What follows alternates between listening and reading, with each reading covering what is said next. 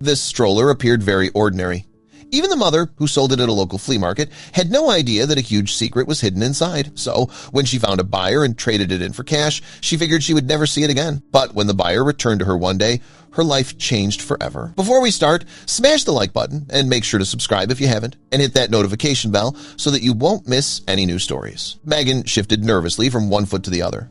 Around her, the flea market buzzed with energy, vendors shouting out deals. Megan tucked a loose strand of hair behind her ear and glanced at her modest booth, wondering if anyone would actually pause long enough to notice her today. Her small table was carefully arranged, soft baby clothes folded neatly, rattles lined in a row, colorful books stacked evenly, but all her nerves circled back to one thing: the stroller she needed most to sell. Parked squarely in the center of her booth was the Stroller, her so-called treasure. It was a vintage model shining with polished chrome wheels and a white body that seemed to catch and throw the sunlight like glass. Megan had bought it secondhand years ago, completely charmed by its old-fashioned design. The stroller wasn't just a used item. To Megan, it carried a sense of history. She thought back to the frail older woman who had sold it to her years earlier. "My mother pushed me in this," the woman had said with a small, proud smile, her wrinkled hands gliding across the worn fabric. Megan had cherished that idea at the time, different generations tied together by something so simple. To her, it felt strangely magical. As the morning hours dragged forward, Megan realized the stroller's charm wasn't exactly translating into sales. Shoppers wandered through her booth, eyes scanning quickly over the piles of clothes and small toys. A few stopped, some picked up a rattle or thumbed through a children's book, but nobody so much as glanced at the stroller. Each minute under the sharp midday sun seemed to melt her confidence further, leaving her nerves stretched thin and fragile. She dragged the stroller into a brighter spot, tilting it slightly so the sunlight gleamed off the polished wheels. Maybe the price tag scared people away. $200 was a lot to ask at a flea market, but Megan believed it was fair for something so unique. Just as Megan began folding baby clothes into a cardboard box, preparing herself for the disappointment of leaving with most items unsold, a figure appeared. A man, rugged and serious-looking, maybe in his late 30s, stepped purposefully toward her booth. His gaze was locked firmly on the stroller. The man approached quietly, crouching a little, as he examined the stroller. His hand brushed the leather grip, then the smooth wheels, moving with the kind of attention that suggested familiarity. Megan's heart thumped faster as she watched him, curious yet unsettled.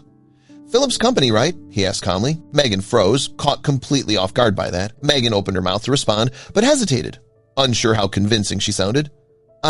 Yeah, she managed finally, hoping she didn't come across as completely clueless. Truth was, she had never once heard of Philip's Company, but if the name meant something to him and helped sell the stroller, she wasn't going to complain. The man gave a small nod, then calmly reached into the back pocket of his jeans without another word. She watched in quiet surprise as he pulled out a thick leather wallet stuffed with neatly folded bills that looked fresh from the bank. Without pausing to ask for a discount or even suggest a lower price, he counted out the exact $200 she had written on the tag. Megan's fingers trembled faintly as she accepted the cash, relief mixing with unease at his decision to pay so quickly and without hesitation. With surprising gentleness, he lifted it by the handle and steered it smoothly across the uneven ground toward a battered pickup truck parked just a few booths down. Megan slipped the folded bills into her pocket and exhaled. Relief swept over her, easing the tightness that had settled in her shoulders for weeks. She packed up the last of her booth, folding baby clothes into boxes and stacking stuffed animals on top. The day had been long and hot, and all she wanted was a cold drink and a shower. Driving home, Megan finally let herself relax. But as she pulled into her driveway, a strange thought crept into her mind. The man's expression, the way he had secured the stroller, it all replayed sharply. Something had felt off. That evening passed in routine dinner, dishes, and a couple of hours in front of the television. By bedtime, the stroller barely crossed her mind. Sleep came fast. Just as dawn filtered in through the curtains, her phone rang sharply. Startled, Megan saw an unfamiliar number. She hesitated, then answered. "Hello," she said, her voice thick with sleep. The furious voice exploded on the other end. "Why did you sell me this thing?" The outburst jolted her upright. She recognized the voice, the same man from the market, but now laced with panic and rage. Megan's skin prickled. "You knew what was inside it," he shouted. Megan's heart pounded. "What are you talking about?" she asked. He didn't stop. His voice grew frantic, tumbling over itself, fragmented and angry. She sat frozen, overwhelmed by a flood of accusations. Her stomach twisted as each word crashed into her. Finally, she ended the call. The screen went dark, but his voice echoed in her mind. What had he discovered? And why blame her? Her hands were clammy. She tried to explain it away. Maybe mold, or a broken part. Maybe he was unstable. But none of those excuses matched the fury she'd heard. Something deeper, colder, settled in her chest. She knew one thing for certain. this was far from over. Moving like a robot, Megan forced herself through her morning routine. Coffee, shower, clothes. An hour later, she stood by the front window sipping cold coffee. Then, a battered pickup truck pulled up across from her house. Her stomach dropped. It was him. She ducked behind the curtain, heart pounding. Before she could react, the doorbell rang again and again, sharp and urgent. Her body froze in fear, unable to move. Through the curtain's crack, she spotted movement. Her neighbor, Mr. Holloway, striding toward her porch. His calm presence gave her a flicker of hope. He confronted the man. "What do you think you're doing?" he demanded. The buyer turned sharply. Megan's pulse raced. Would he lash out? "I bought something from her," the man snapped. "There's something wrong with it," she knew. Mr. Holloway didn't flinch. "Maybe explain yourself before frightening people." Curiosity edged out Megan's fear. She eased the door open slightly. The man turned toward the sound, his expression shifting from anger, giving way to something closer to desperation. "Please," he said, "you have to help. Let me understand what I found." She hesitated, then looked to Mr. Holloway, who gave a calm nod. It gave her enough courage to speak. "What exactly did you find?" she asked. "Robert," he said quickly, motioning to the pickup truck. Megan followed his gesture. Her old white stroller sat under a tarp in the truck bed, her stomach clenched. She thought it was behind her. Clearly, it wasn't. Robert agreed without hesitation. Inside, they moved carefully into the living room. Mr. Holloway stayed slightly ahead, his presence a quiet shield. Robert placed the stroller gently on the rug, handling it with eerie precision. Robert knelt beside the stroller, resting a hand on it. The panel groaned as it shifted, revealing a narrow space inside the stroller's frame. Megan's throat went dry. She'd used that stroller for years and never noticed anything strange. Then, with effort, he pulled out a faded duffel bag, cracked canvas, worn with age. He placed it on the coffee table. After a brief pause, he unzipped it slowly. Then they saw it. Stacks of bundled cash, hundreds, 50s, 20s, layered neatly, bound with brittle rubber bands. Megan's mind reeled. It looked like tens of thousands of dollars. This wasn't some old keepsake. It felt unreal. "I didn't know," she whispered, stumbling back. "I had no idea." Panic surged through her. Mr. Holloway motioned for her to stay calm. Robert, still stunned, nodded slowly. "I believe you," he said quietly, but he looked shaken. "Still, this doesn't feel right." Mr. Holloway's voice broke the silence. "We need to call someone. The police, maybe." The thought made Megan's stomach twist, but she couldn't deny it. Money like this meant danger.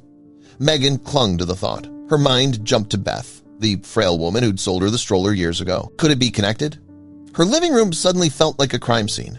While Robert and Mr. Holloway exchanged tense whispers, Megan grabbed her phone and dialed the only lead she had. A woman answered. "Sunset Grove Nursing Home. This is Louise." Megan blinked. "A nursing home?" When she asked for Beth, the woman's voice softened. "Beth lives here, but she can't take calls anymore. I'm her nurse. Who's calling?" "I'm Megan. I bought something from Beth years ago. I need to speak with her." A pause then. "We know your name. Can you come in today?" Megan's stomach dropped. They were expecting her, she quickly explained to the others, and they insisted on coming too. As Robert's truck pulled away from the curb, Megan clutched her seatbelt, bracing for what lay ahead. The nursing home came into view. Brick walls, tidy lawns, peaceful trees. Inside, the scent of lemon polish mixed with something sterile. Megan gave her name at the front desk. Within minutes, Louise appeared, expression unreadable. "Come with me, please," she said. As they walked, Louise spoke softly. "Beth's memory comes and goes. Some days she's sharp, others less so." Megan nodded, guilt weighing heavily on her. She should have visited long ago, but there was no turning back now. "Come in," came a frail voice. Inside, Beth sat by the window, silver hair thin, hands trembling. But at the sight of Megan, her face lit up. "Megan, dear girl," she whispered. Tears blurred Megan's vision as she rushed forward. Beth's hands were weak, but her warmth was real. "I always knew you'd come back," Beth murmured. For a moment, everything else, the stroller, the money, faded away. Then Beth smiled knowingly. "You were always meant to find it, the gift I hid for the right person." Megan leaned in, her heart thudding. "What gift?" "There was money in the stroller," Megan explained gently.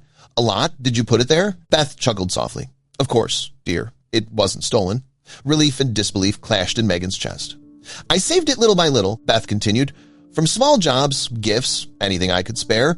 I had no family. I wanted it to go to someone with life ahead of them." Megan wiped away tears. Beth smiled. "It had to find you naturally. That's what made it meaningful." Robert stepped closer. "You meant it for Megan." Beth nodded. The stroller wasn't a fluke. It was a message carefully planted, waiting to bloom. Megan whispered her thanks. Beth smiled faintly. "Make a good life, dear. That's all I ever wanted."